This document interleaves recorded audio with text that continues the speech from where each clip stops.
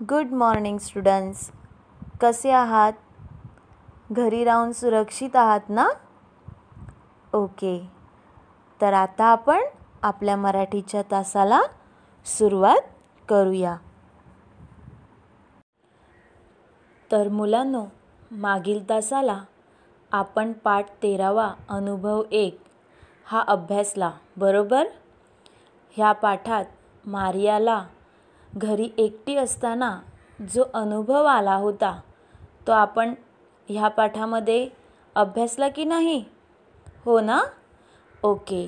तर आज आपण ह्या पाठाचा स्वाध्याय समजून घेणार आहोत. मुलांनो, स्वाध्याय सुरू करण्याअगोदर आपण पुन्हा एकदा ह्या पाठाची उजळणी करूया. म्हणजे आपल्याला स्वाध्यायामधील प्रश्न उत्तरं लिहिताना किंवा समजून घेताना इझी जाईल. तर मुलांनो, प्रथम मी पाठाचे वाचन करते. ओके, तुम्ही पण माझ्यासोबत ह्या पाठाचे वाचन करायचे आहे. पाठ 13वा अनुभव 1. मारिया दुपारी शाळेतून घरी आली. घराला कुलूप होते. आज तिचे आई बाबा लग्नाला गेले होते.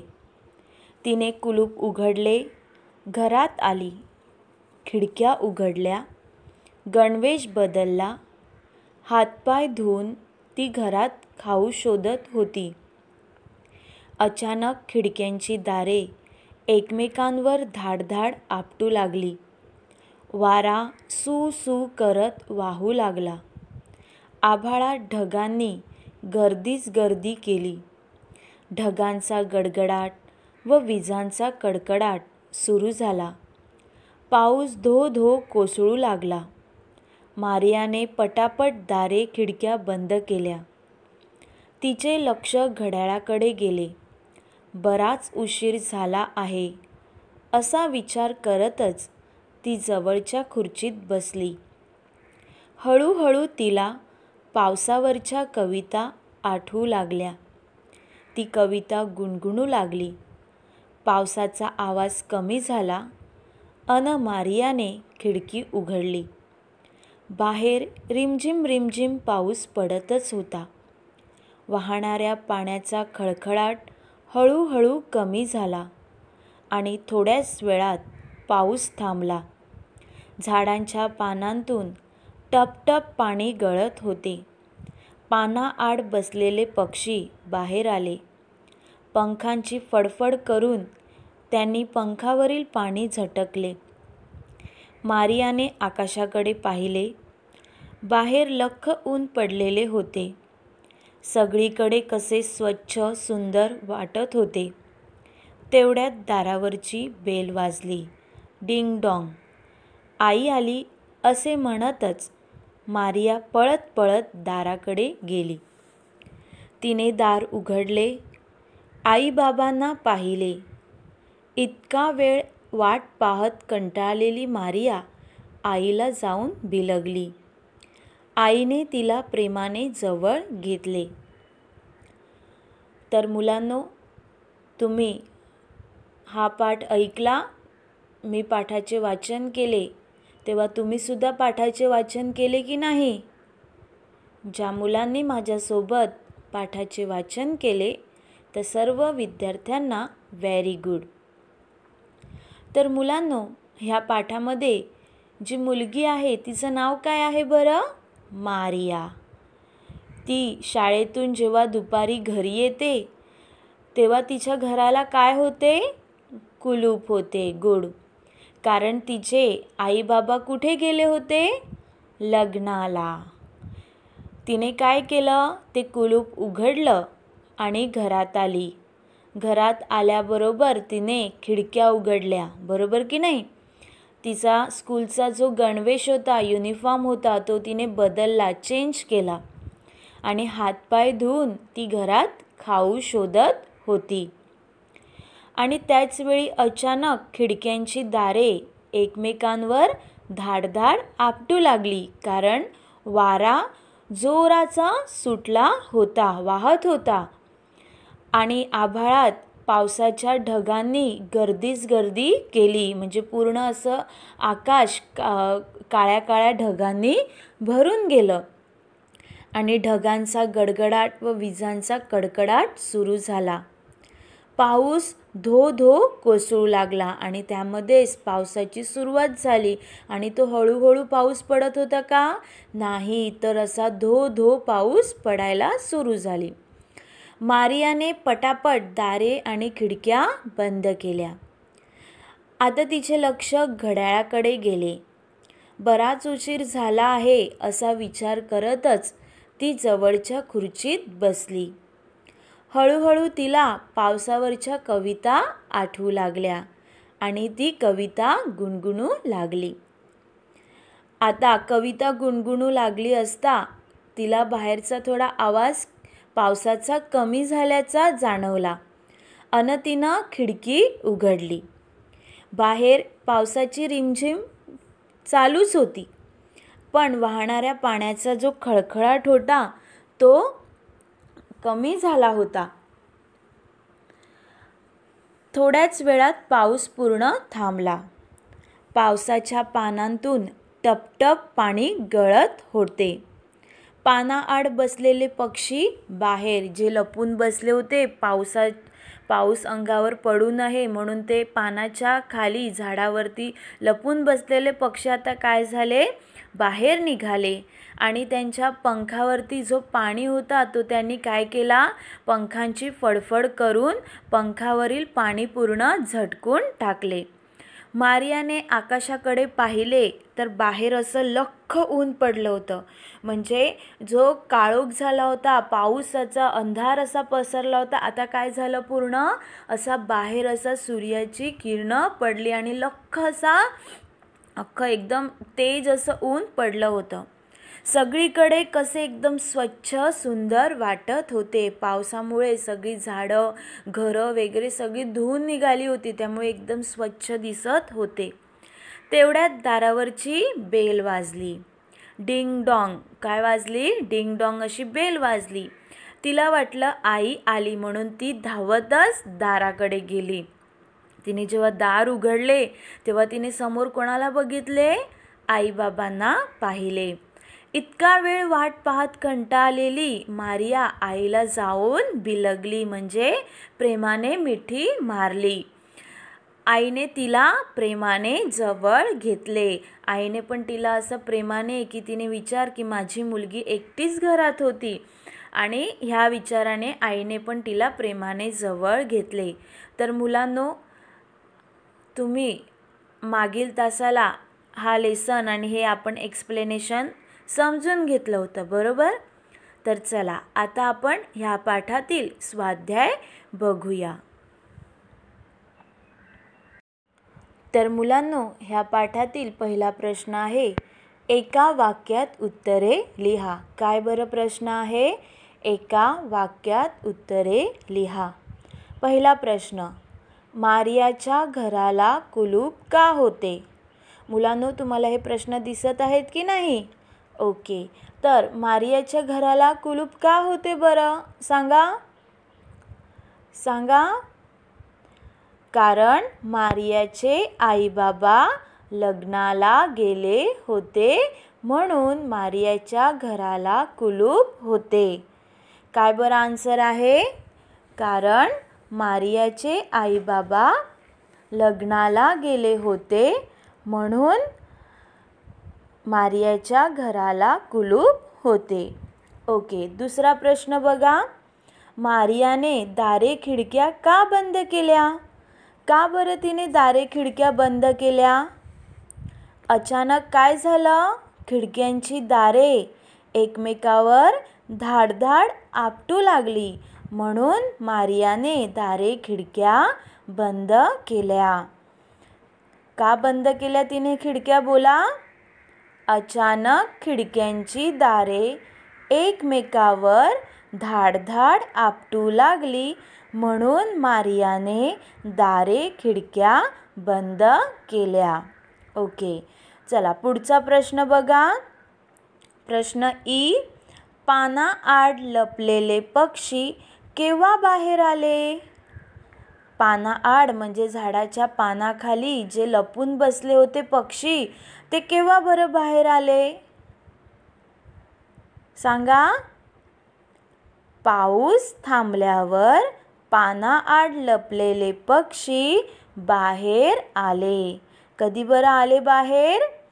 पाऊस थांबल्यावर पानाआड लपलेले पक्षी बाहेर आले. ओके. पुढचा ई बघा.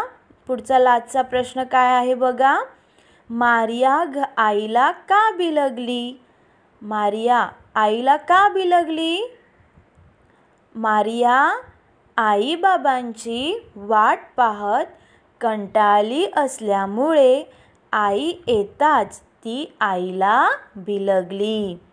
मारिया आई बाबांची वाट पाहत कंटाळलेली असल्यामुळे आई येताच ती आईला बिलगली. तर मुलांनो, पुन्हा एकदा बघा. पहिला प्रश्न काय होता? मारियाच्या घराला कुलूप का होते? तर उत्तर आहे मारियाचे आई बाबा लग्नाला गेले होते म्हणून घराला कुलूप होते. दुसरा आ प्रश्न बघा. मारियाने दारे खिडक्या का बंद केल्या? तर त्याचं उत्तर आहे अचानक खिडक्यांची दारे एकमेकांवर धाड धाड आपटू लागली म्हणून मारियाने दारे खिडक्या बंद केल्या. पुढचा प्रश्न बघा. ई. पानाआड लपलेले पक्षी केव्हा बाहेर आले? उत्तर पाऊस थांबल्यावर पानाआड लपलेले पक्षी बाहेर आले. आणि लास्टचा प्रश्न ई. मारिया आईला का बिलगली? उत्तर खूप वेळ वाट पाहून कंटाळा आल्यामुळे मारियाला आई दिसतात ती तिला बिलगली. पुन्हा बघा हे आन्सर. खूप वेळ वाट पाहून कंटाळा आल्यामुळे मारियाला आई दिसताच ती तिला बिलगली. तर मुलांनो, तुम्हाला ह्या प्रश्नाची उत्तरं समजली? ओके. आता आपण पुढचा प्रश्न बघूया. मुलांनो, पुढचा प्रश्न आहे रिकाम्या जागा भरा. तर पहिला प्रश्न आहे मारिया दुपारी डॅश आली. मारिया दुपारी कुठून आली बरं? शाळेतून घरी आली. दुसरा, आज तिचे आई बाबा डॅश गेले होते. कुठे गेले होते? लग्नाला गेले होते. हात पाय धुवून ती घरात डॅश शोधत होती. काय बरं शोधत होती ती? खाऊ. बरोबर. चौथा, तिचे डॅश घड्याळाकडे गेले. तिचे काय गेले घड्याळाकडे? लक्ष. गुड. ती कविता डॅश लागली. काय करू लागली कविता ती? गुणगुणू लागली. गुड. बाहेर डॅश ऊन पडलेले होते. बाहेर कसे ऊन पडले होते? लख्ख. एकदम असं तेज असं ऊन पडलं होतं. तर आन्सर काय आहे? लख्ख. आईने तिला डॅश जवळ घेतले. काय घेतलं? आईने तिला काय केलं? प्रेमाने जवळ घेतले. तर मुलांनो, परत बघा, माझ्या मागे तुम्ही बोलायचं आहे. मारिया दुपारी शाळेतून घरी आली. बोला सगळ्यांनी. मारिया दुपारी शाळेतून घरी आली. आज तिचे आई बाबा लग्नाला गेले होते. आज तिचे आई बाबा लग्नाला गेले होते. हात पाय धुवून ती घरात खाऊ शोधत होती. हात पाय धुवून ती घरात खाऊ शोधत होती. तिचे लक्ष घड्याळाकडे गेले. तिचे लक्ष घड्याळाकडे गेले. ती कविता गुणगुणू लागली. ती कविता गुणगुणू लागली. बाहेर लख्ख ऊन पडलेले होते. बाहेर लख्ख ऊन पडलेले होते. आईने तिला प्रेमाने जवळ घेतले. आईने तिला प्रेमाने जवळ घेतले. तर मुलांनो, तुम्हाला रिकाम्या जागा समजल्या? तुम्ही पण माझ्या मागे रीड केलं की नाही? ओके, आता आपण पुढचा प्रश्न बघूया. पुढचा प्रश्न समानार्थी शब्द. मुलांनो, समानार्थी शब्द म्हणजे दोन्ही शब्दांचे अर्थ एकच असतात. शब्द वेगवेगळे असले तरी त्यांचे अर्थ सेम असतात. त्यांना काय म्हणतात? समानार्थी शब्द. तर आपल्याला आपल्या ह्या लेसनमध्ये काही समानार्थी शब्द आलेले आहेत. बघा, शाळा. शाळा म्हणजेच काय? विद्यालय. आपण विद्यालय पण म्हणतो, त्यालाच शाळा असे पण म्हणतो. ओके. आई. आई म्हणजे माता, बरोबर की नाही? माता, त्यालाच काय म्हणतात? आई पण असे म्हणतात.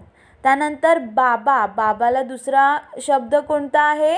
वडील. पण वडील ह्या शब्दाचा अर्थ बाबा. बाबा या शब्दाचा अर्थ वडील. ओके. त्यानंतर लग्न. लग्न ह्या शब्दाला दुसरा शब्द कोणता आहे? विवाह. कोणता शब्द आहे?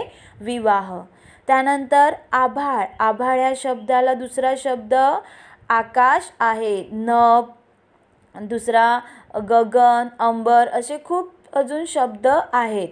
पुढे दार. दार म्हणजेच दरवाजा. दरवाजा पण म्हणतात आणि दार पण म्हणतात. त्यानंतर घर. घराला दुसरा शब्द कोणता आहे? गृह. सदन. गृह म्हणजेच घर, सदन म्हणजे पण घर. त्यानंतर पाऊस. पाऊस म्हणजे पर्जन्य. पर्जन्य म्हणजे पाऊस. आणि दुसरा शब्द आहे वर्षा. वर्षा म्हणजेच पाऊस. ओके. तर आता तुम्ही माझ्या मागे म्हणायचं आहे. शाळा, विद्यालय. बोला सगळ्यांनी. आई, माता. बाबा, वडील. लग्न, विवाह. आभाळ, आकाश. दार, दरवाजा. घर, गृह किंवा सदन. पाऊस, पर्जन्य किंवा वर्षा. तर मुलांनो, तुम्हाला समानार्थी शब्द समजले? ओके. आता आपण दुसरे शब्द बघूया. विरुद्धार्थी शब्द. कोणते शब्द आहेत? विरुद्धार्थी, ऑपोजिट शब्द. तर पहिला आहे उंच. त्याचं ऑपोजिट सखल. उंच, सखल. बाहेर, आत. विरुद्धार्थी काय आहे? बाहेर जाणे, आत जाणे. ओके. चढणे. चढण्याचे विरुद्धार्थी उतरणे. आठवणे, विसरणे. स्वच्छ, अस्वच्छ. थांबणे, जाणे. तर मुलांनो, माझ्या मागे पुन्हा म्हणा. उंच, सखल. बाहेर, आत. चढणे, उतरणे. आठवणे, विसरणे. स्वच्छ, अस्वच्छ. थांबणे, जाणे. तर मुलांनो, तुम्हाला समानार्थी शब्द, विरुद्धार्थी शब्द समजले? ओके. तर मुलांनो, आज आपण अनुभव 1 ह्या पाठातील एका वाक्यात उत्तरे लिहा, रिकाम्या जागा भरा, समानार्थी शब्द, विरुद्धार्थी शब्द हे प्रश्न आज आपण ह्या तासाला समजून घेतले. बरोबर? तुम्हा सर्वांना हे समजले? ओके. तर तुम्ही एका वाक्यात उत्तरे लिहा, रिकाम्या जागा भरा, समानार्थी शब्द, विरुद्धार्थी शब्द हे प्रश्न व्यवस्थित लर्न करायचे आहेत आणि तुमच्या मराठीच्या नोटबुकमध्ये ते लिहायचे आहेत. तर मुलांनो, आज आपण ह्या तासाला इथेच थांबूया आणि पुन्हा भेटूया पुढील तासाला. धन्यवाद.